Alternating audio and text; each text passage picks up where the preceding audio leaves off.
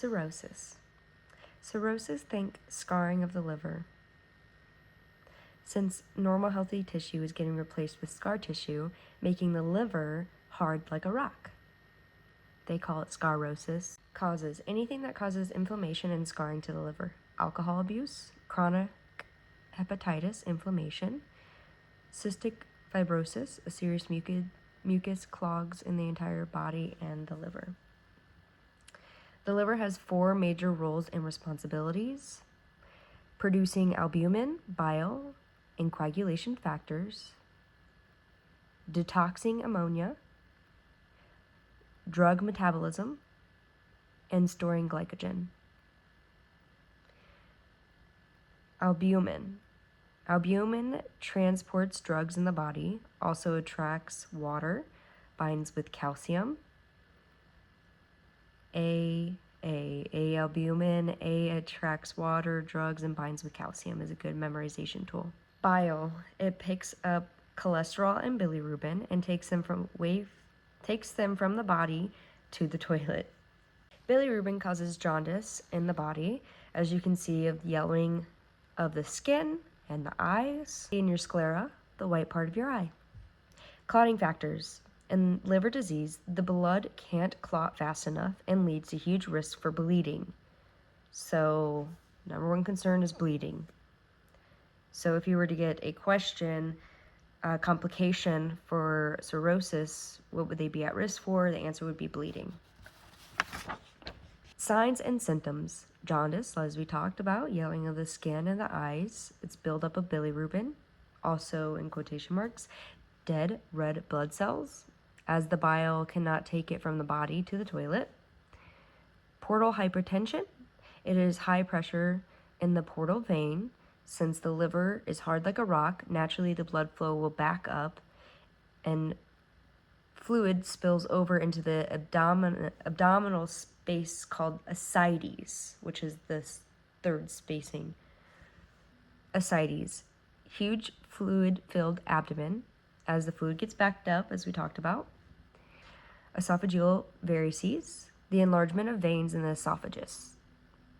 As blood backs up from the liver, it forces a major pressure on the esophagus, causing the vessels to bulge to the max. It's like a ticking time bomb. So, like we said, risk for bleeding and now airway blockage. Some other key points to remember is AA, ascites, abdominal fluid. Key point to remember would be no NG tube, no straining bowel movements. Now we're going to go over some interventions. Ascites, a paracentesis. So ascites is the abdominal fluid. They're going to empty the bladder because we don't want to puncture the bladder instead of what we're aiming for. That would be very bad. Vital signs: measuring the abdominal circumference, knowing the girth of the abdominal area is very important. The weight and high Fowler's. Pruritus, itchy skin. Some interventions would be applying cool, moist cloth to affected areas, applying moisturizing cream to over unbroken skin. 3, wearing long sleeve clothes and cotton gloves, and trimming your fingernails short. Albumin IV, increased BP and bounding pulses. We're going to assess their vital signs, must remain within normal limits.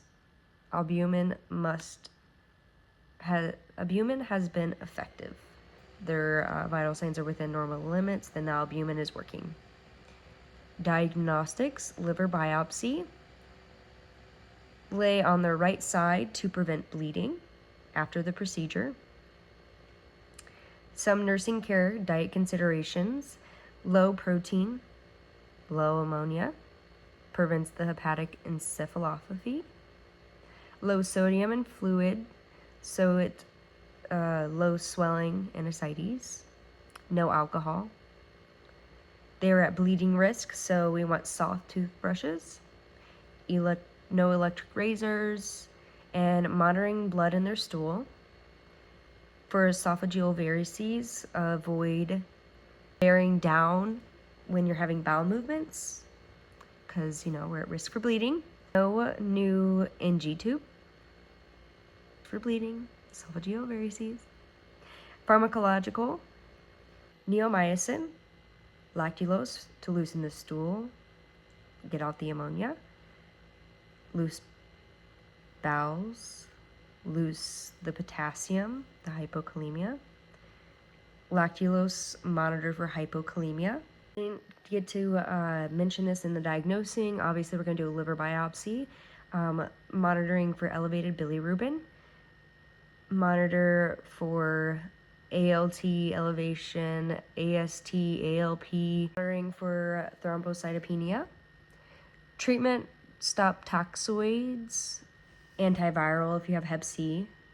A liver transplant. Some common signs and symptoms like we talked about was the ascites. They could also have tremors, ataxia, high bilirubin, the jaundice, low albumin, low clotting factors, ammonia in the brain causing confusion, altered mental status. So just a quick recap, cirrhosis is fibrotic, thickened tissue, it's scarred, it's non-reversible, causes compression of the central veins, which could lead to ascites, fluid in the peritoneal cavity.